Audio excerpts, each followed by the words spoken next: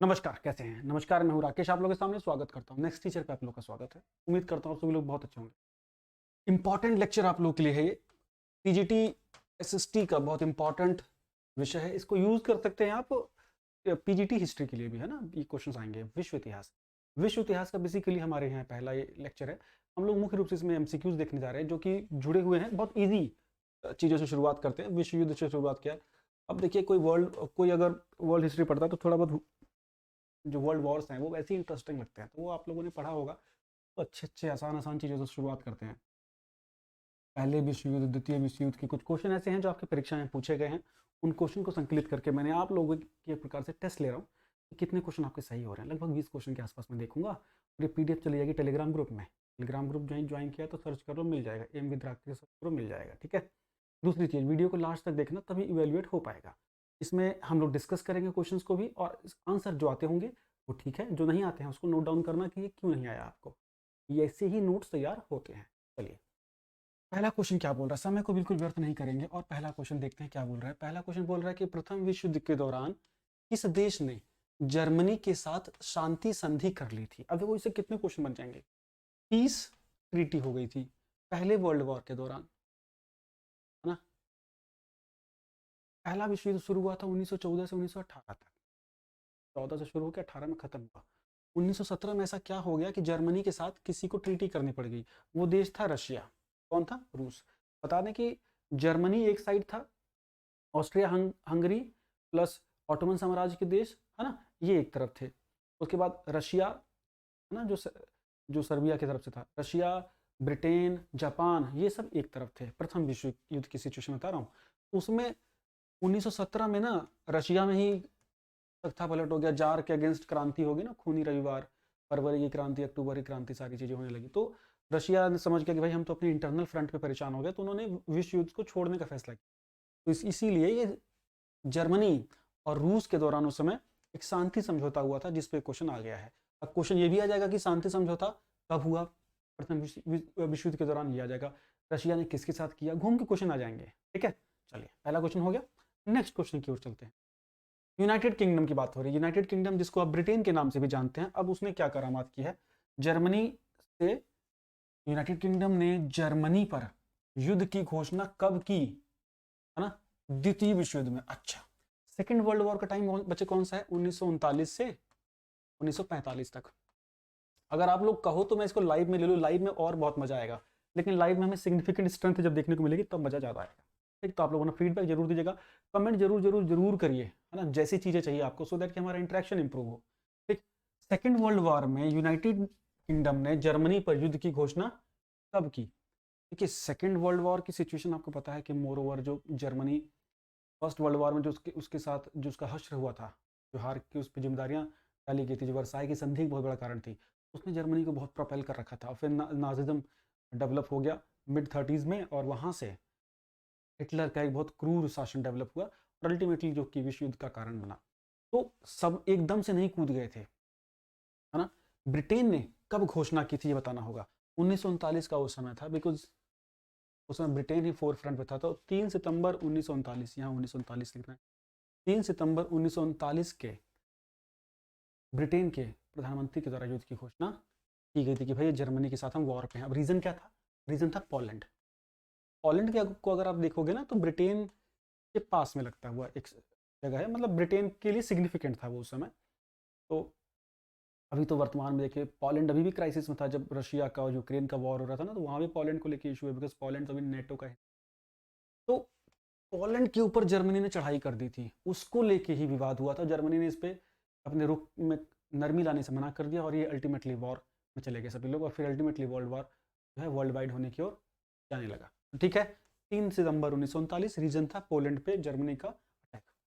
Next question, इस वर्ष में अमेरिका सेकेंड वर्ल्ड वॉर में शामिल हुआ। देखिए, बहुत क्वेश्चन पेपर में आता है, तो 10th क्लास में भी क्वेश्चन आता है कि विश्व युद्ध सेकेंड वर्ल्ड वॉर कब विश्वव्यापी हो गया, कब अमेरिका शामिल हो गया, कौन सी घटना थी जिसने पूरे वर्ल्ड वॉर का चेहरा बदल दिया। तो उस घटना का नाम है बच्चे Pearl Harbor.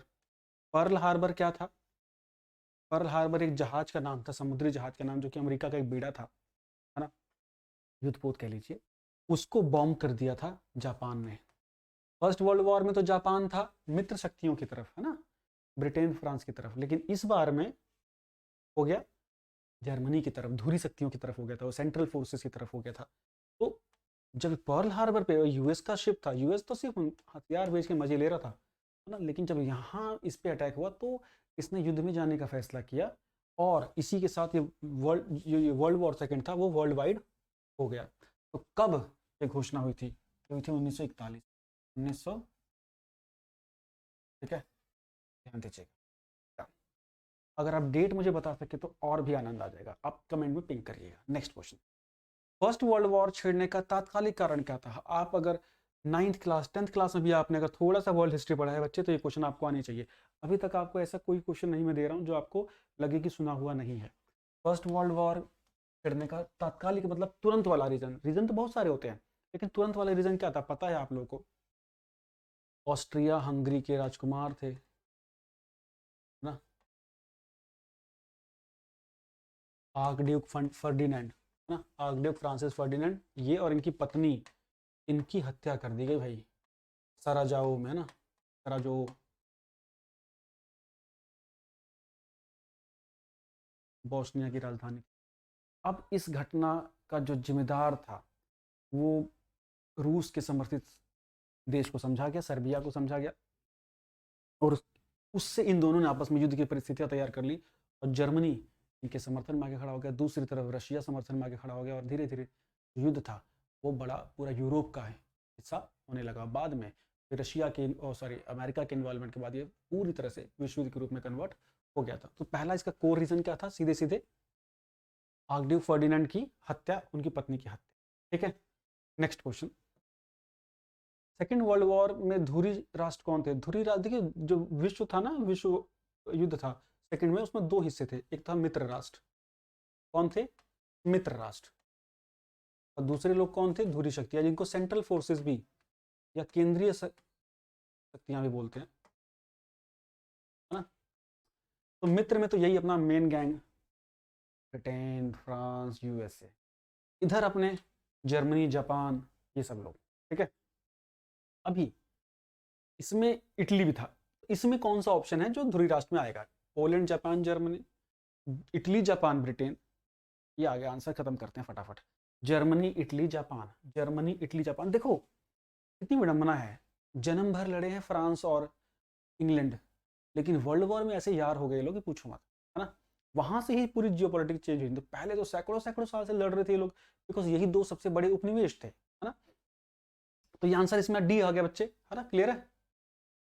First world war में जापान किसके पक्ष में लड़ा था? मैंने आपको बता दिया था। फर्स्ट वर्ल्ड वॉर में जापान जो था वो मित्र राष्ट्रों की तरफ था, वो ब्रिटेन की तरफ था, तो वो तटस्थ नहीं था। यूनाइटेड किंगडम के विरुद्ध जर्मनी के साथ था? जी नहीं। अपने दम पर रूस के खिलाफ था? नहीं। जर्मनी के विरुद्ध यूनाइटेड किंगडम के साथ था। तो डी ऑप्शन बच्चे इसका करेक्ट होगा, वो यूनाइटेड किंगडम के साथ था, ब्रिटेन के साथ था। Done. Next, second world war या द्वितीय विश्व युद्ध की समाप्ति के दौरान आत्मसमर्पण करने वाला धुरी राष्ट्र का अंतिम देश कौन सा था? मतलब किस देश ने सबसे लास्ट में हार मानी? हिरोशिमा नागासाकी, वही हुआ। तो उसके बाद ही तो वर्ल्ड वॉर खत्म हुआ। सबसे लास्ट में जापान ने घुटने टेके, और ऐसे टेके कि आज तक अमेरिका से ट्रीटी रही, है ना, जबरदस्त। हिरोशिमा नागासाकी आपको याद होगा, एटम बम का यूज किया गया, उसके बाद इन्होंने समर्पण किया, ठीक है ना, 1945, और उसी के साथ विश्व युद्ध समाप्त घोषित किया गया, ठीक है, जापान। नेक्स्ट क्वेश्चन अगर आप देखेंगे तो सेकेंड वर्ल्ड वॉर से ही रिलेटेड है। सेकेंड वर्ल्ड वॉर के दौरान हिटलर की मृत्यु के बाद एक दिन के लिए जर्मनी का चांसलर कौन बने? जर्मनी, जब हिटलर ने, पता है आप लोगों को, उन्होंने खुद से आत्महत्या की थी, जब पेरिस मतलब फ्रांस की फोर्सेस आने लगी। 9th क्लास में चैप्टर भी है इसमें, देखिए ना, जबरदस्त है।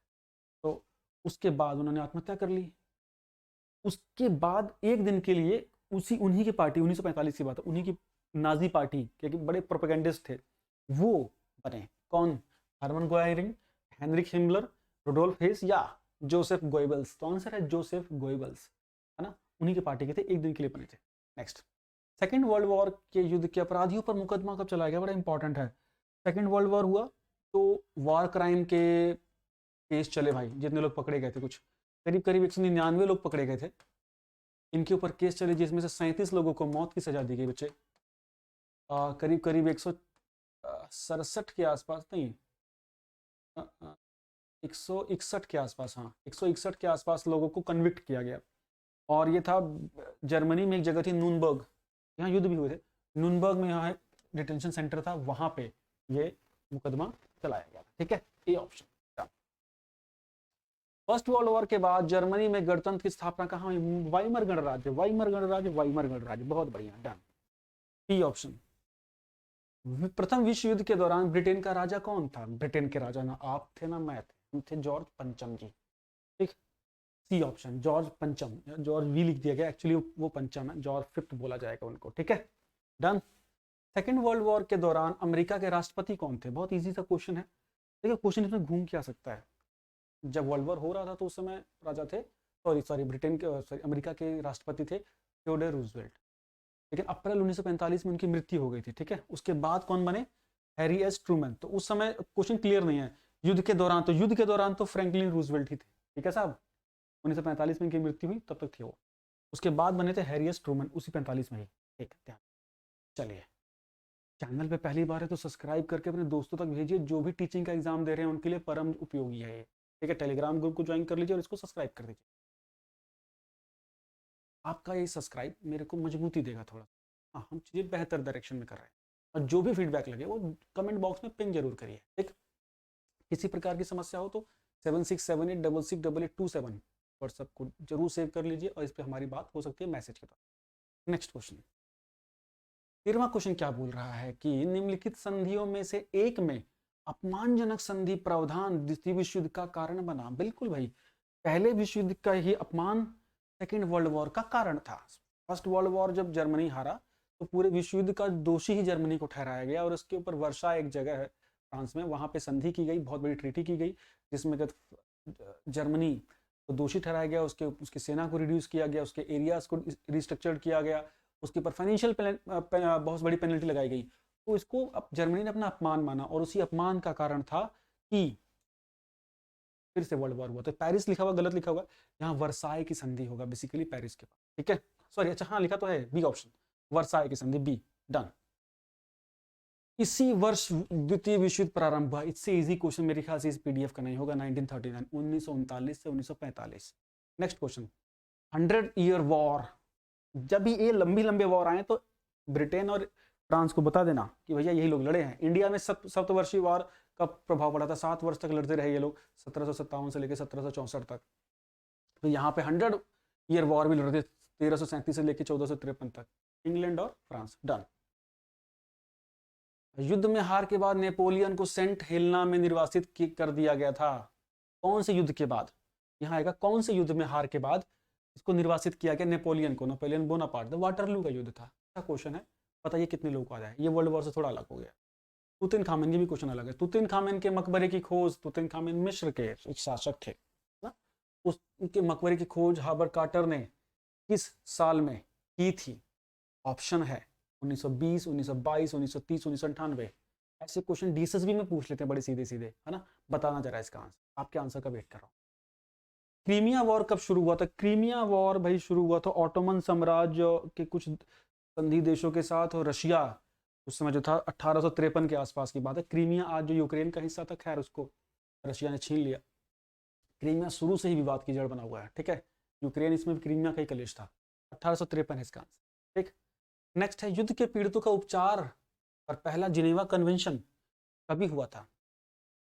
युद्ध पीड़ितों, अच्छा वार जो प्रिजनर्स हैं उनके उपचार को लेके या उनको लेके जिनेवा कन्वेंशन पहली बार कब अपनाया गया था? इसके आंसर को लेके मुझे थोड़ी कंफ्यूजन है, मुझे एक मिनट दीजिए आप तो आंसर देखने के लिए।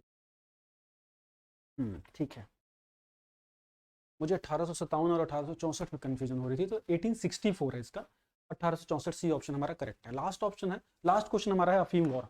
अफीम वॉर पे क्वेश्चन आता है कई बार, है ना। अफीम वॉर किसके किसके बीच में हुआ था? इंग्लैंड और चीन के बीच में। ठीक है, इंग्लैंड और चीन के बीच में अफीम युद्ध हुआ था। बेसिक सा क्वेश्चन था भी यही, बहुत आसान सा क्वेश्चन। ठीक है, जब भी चाय की बात हो चीन याद रखना, जब भी अफीम युद्ध की बात हो चीन याद रखना। मिलते हैं नए वीडियो में, कैसा लगा मुझे बताइएगा। लाइव सेशन में लें क्या तो बताइएगा मुझे। बाय।